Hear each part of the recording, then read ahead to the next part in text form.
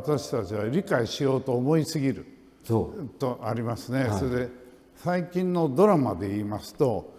たまたま列車がすれ違ってホームで時に、その時に見てた人が実は今仲いい女の人だっていうようなドラマを作る、そういうレベルに今なってるわけですね。だからそうじゃない絶対的な無関係だけどまた関係がないとも言えないと、その川口先生のお話を伺ってると、たかが人生だけどたかが一瞬だけどでもその87億人のすごい人生っていうのが後ろにあるわけですね。でそういうようなことは今抜きになって考えて、その前半は僕もそういうふうに思って今生きていますけれども、だからそこの現実的になると結構やわに生きてるわけですね。だからフランスさんはやっぱり動かしてるものは僕が言ったようなことがあると思うんです。だからフランスさんがタフなのはフランスさんがタフなんじゃなくて、仕事がタフなんですね。だから仕事に合わせていこうとしたらやっぱりやる人はタフでないといけない。そうですね。今回のこの1年半以上続いたコロナパンデミックに関しては本当にそういう今先生が言われたような感じがあって、今までこの有史以来数億年なり歴史になってないところでいうとホモ・サピエンスで20万年ですね。でそういう中で初めて他者も同じ状態を知ってるという初めての事態が今現れてるわけですね。でその時にどういうふうにものを考えるかっていうのがやっぱりすごく重要っていうか問われてると思って、不遜な言い方ですが、だから試されてんだから頑張んなきゃいけないとやっぱり思いますね。世の中こうだからこうなっちゃったとは言いたくないというふうなことはそういう意味で今先生が言われたようなことを考えるにはすごくいい時間をずっと今過ごしてるっていう感じですね。それはやっぱり知らない事態がいっぱい起きてくるから、やっぱりタフに対応せざるを得ないんですね。そうですね。だから多分本来的に人間はタフなんでしょうね。だから我々がタフにならざるを得ないっていうことに置かれてるけど、本来的にはいろんな問題に対して理解するっていうあり方だけではなくて、そこにある空間とか時間にいるだけ、存在するだけでもすごくやっぱり意味があると思うんですね。それをあんまり意味と見なさないっていう状況があると思うんですね。そこら辺を何とかすればいいんじゃないかなと。じゃあつまりの話で最初からのことで何考えられてきたこととかで今回に至ってここで何されようとしてるかを少しお話ししていただけますかね。越後つまりで僕が一番刺激を受けたのは大地ってことですね。大地の芸術祭で1989年にポンピドーとラビレットでヤンユエル・マルタンが大地の魔術師っていうのをやりましたね。それが大地だったんですね。でこの大地は地球を意味してて、そこにいる芸術家をマジシャンという一つの捉え方をしてたんですけど、つまりの時は本物の大地だったんですね。イベル・マルタンが言われたそのマジシャン・デ・ラ・テールっていう意識はこれ始める時全くなかったですね。意識として大地、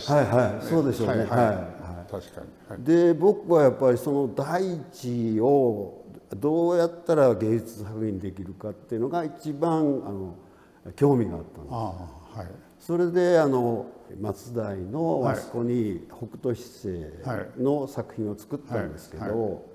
あそこだけ大地じゃないようにしようとしたわけですね。星座を作った。でもそれは宇宙でも星座でもなくてやっぱりそこは大地なんですね。でその大地っていうのは北斗七星の作品を置くことによって逆に大地だってことを強調できる、そういうことをしようとしたんですね。ただ金木犀を最初に入れた。で金木犀近くの人に聞いたらお住まいずっと住んでらっしゃる人に聞いたら、金木犀がいいですよってアドバイスする。でそれは借りちゃったんですね。いややっぱり金属は熱持つんですね。やっぱり植物にとっては過酷な状況を作って申し訳ないなと思って、でそれはいまだに私たちの宿題で、あの時に、現在の北斗七星の位置を移すものと100年後10万年後か、10万年後に移すものを2つ作ろうということで、10万年後っていうことで僕はちょっと気楽に思っているところはあってよくないんだけど、ただそれはもう一つ作らないといけないという宿題がそうですね、10万年後の北斗七星のね、位置っていうのは天文学者が考えてるんですけど、僕がすごく興味持ったのは、それが間違ってると、今の現在の人は誰も言えないんですね。10万年後の人が間違ってるといえば間違いなんです。それがすごい興味あったんです。なるほど。だから極端に言えばデタラメでも、デタラメだったっていう10万年後の人が科学者間違ってるじゃないかっていうことでも構わないんですけど、ただ永遠に思われてる北斗七星でさえ10万年後にはもうその形がもう変わってるっていうこと自体のなんていうかな、大きな時間での変化だから、たかだか80年ぐらいの寿命の中でやっぱり10万年後を発想する、そのこと自体が僕にとっては10万年後にちょっと生きてるみたいな。いや今の話なかなか僕にとっては示唆に富んで、僕は知らない間に、この芸術祭が100年続ければいいなと、最初は次回やれればいいなと思ってやってたのだが、もう自然にもうなんかその10万年が僕の中では川口先生がその北斗七星を考えたのがなんか100年後のようにこの間で思ってたっていう、そこまで続けばいいとかね。そうですね、ちょっとリアルな生活感覚が出た。100万年後だともう天文学者も考えられないから、それにちょっと宇宙そのものもちょっと分からないですね。そうですね、配置がすごく変わるでしょうね。そういう意味で言うとね。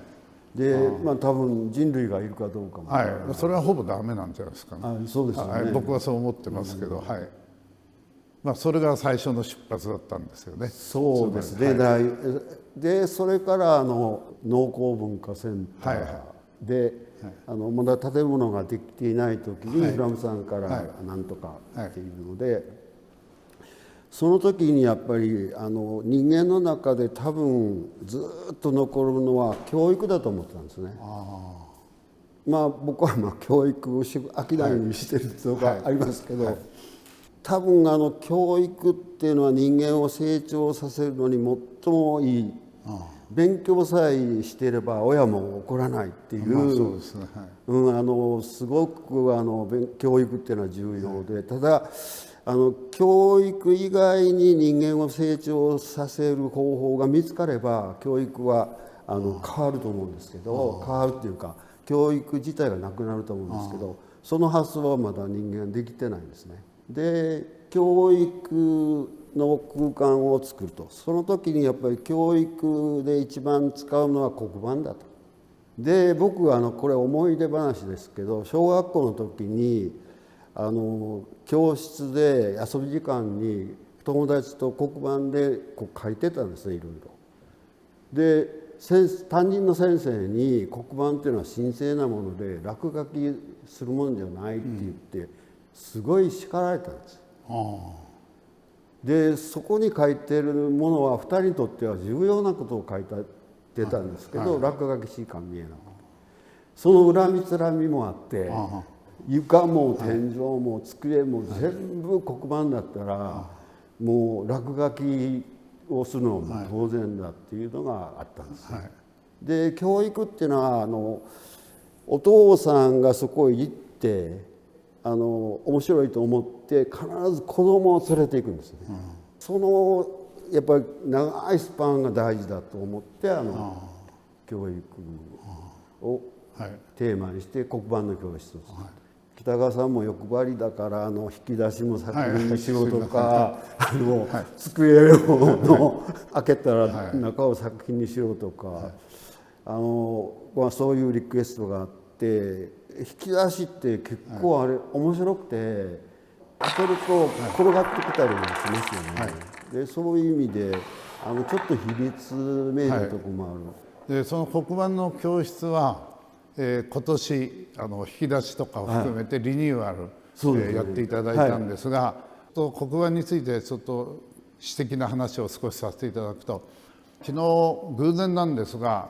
市原のアートミックスっていうのをやることになって、サポーターの人急遽来ていただいて、みんな印刷物とかいろんなことで説明するんですが、たまたま黒板があって、やっぱりちゃんと伝えようと思う時に黒板に僕が書き出しましたね、偶然。なるほど。だからそういう意味でやっぱりまだかなり直接的に黒板っていうもので何か説明する人が書くっていう、それはやっぱりかなり新鮮だったみたいですね。